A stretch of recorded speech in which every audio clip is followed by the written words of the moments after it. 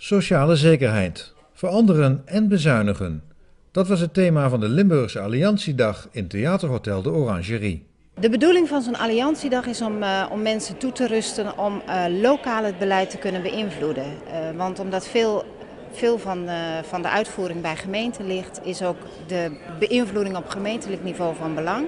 En dan is het ook van belang dat mensen uit cliëntenraden of uit kerken of uit vakbonden weten wat de actualiteit is, van elkaar horen en dat we ook hen toerusten om hen alert te maken op dat wat er gaande is. Gemeenten krijgen nu ook alle verantwoordelijkheid over de wat jongeren. Dat zijn mensen die op jonge leeftijd voor hun 18e een handicap hebben gekregen, chronisch ziek, beperkingen, waardoor ze moeilijk mee kunnen doen in de arbeidsmarkt.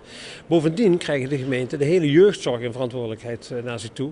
En de dagbesteding van de AWBZ, dat is nogal wat. Dat is een decentralisatie die in geld uitgedrukt ruim 8 miljard bedraagt. Nou, de grote vraag is van krijgen gemeenten dat gerealiseerd in een tijd dat ze ook sowieso moeten bezuinigen.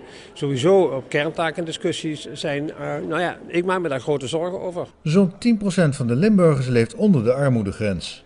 Dat aantal neemt toe. In eerste instantie ging het dus vooral ook over mensen met lage inkomens. Wat we het laatste jaar zien is dat er ook steeds meer mensen met hogere inkomens in betalingsproblemen komen.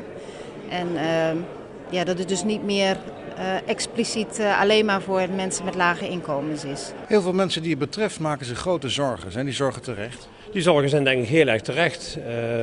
Dit kabinet snijdt ongelooflijk fors in de verzorgingsstaat, in de middelen voor de verzorgingsstaat, in de middelen voor trajecten om weer mee te kunnen doen aan de arbeidsmarkt.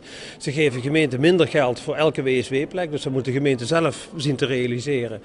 Dan wel mensen uit de WSW zo snel mogelijk naar het reguliere arbeidsmarkt toe te sturen. Dat is lastig zat, want ook bedrijven hebben het niet al te makkelijk op dit moment. Ook de overheid zelf heeft het niet al te makkelijk. Dus de arbeidsmarktperspectieven voor degenen die het meest kwetsbaar zijn, die zijn niet zo heel erg rooskleurig. En tegelijkertijd wordt de prijs voor de aanpak van de financiële crisis wel op hun schouders gelegd. Dus dat mensen zich heel veel zorgen maken, kan me heel goed voorstellen. Kijk naar de discussie over het persoonsgebonden budget de afgelopen dagen. Ja, ik krijg daar kippenvel van als ik zie hoe hardvochtig de staatssecretaris toch dat PGB begint af te pakken van mensen. Ooit door een VVD-staatssecretaris in 1996 geïntroduceerd, omdat mensen als ze worden aangesproken op hun eigen verantwoordelijkheid en op hun zelfredzaamheid, dan hoort daar ook bij dat ze zelf regie kunnen voeren op wanneer heb ik zorg nodig en wat voor zorg heb ik nodig. En dat wordt de meeste mensen nu afgepakt en dat vind ik echt heel erg tragisch.